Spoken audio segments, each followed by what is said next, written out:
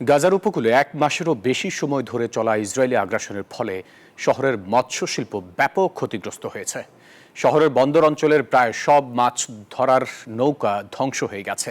সাময়িক যুদ্ধবিরতির পর গাজার মৎস্যজীবীরা এখন জীবিকা পুনরুদ্ধারের জন্য কঠিন সংগ্রামে লিপ্ত।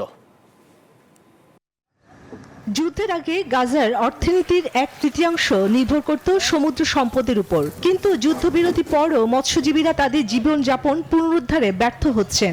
ইসরায়েলি আগ্রাসনে তাদের নৌকা ও সরঞ্জামগুলো ধ্বংস হয়ে গেছে, ফলে তাদের জীবিকা নির্বাহে ব্যাপক সমস্যা তৈরি হয়েছে। যুদ্ধে আমরা সবকিছুই হারিয়েছি। আমার 10টি নৌকা ছিল, এখন একটি বড় নৌকা ছাড়া আর কিছুই নেই। সমুদ্রের দিকে তাকালে দেখবেন আমাদের ধাতব পদার্থগুলো ভেসে যাচ্ছে, অথচ এই নৌকার ওপর আমাদের রুটি রুজি নির্ভর করে। লম্বা সময় ধরে চলা এই সংঘর্ষের পর গাজার অর্থনীতি এখন ভঙ্গুর। ব্যবসা প্রতিষ্ঠান সহ অন্যান্য স্থাপনা ইসরায়েলি হামলায় ধ্বংস হয়ে গেছে। তবে নৌকা ও সরঞ্জামের অভাবে অনেক মৎস্যজীবী বিকল্প পদ্ধতি অবলম্বন করছেন। নিষিদ্ধ কিছু পদ্ধতিও ব্যবহার শুরু করেছেন, যেমন বিশাল খাঁচা, যা একসময় নিষিদ্ধ ছিল।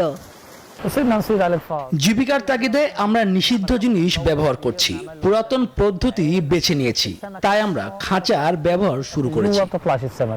তবে বন্দরের কাছাকাছি গেলেই মৎস্যজীবীরা আইডিএফ এর হামলার শিকার হন। পশ্চিম তীরে মাছ বিক্রি করার জন্য তাদের শিকার করা মাছ কিনে নেয় দখলদারেরা।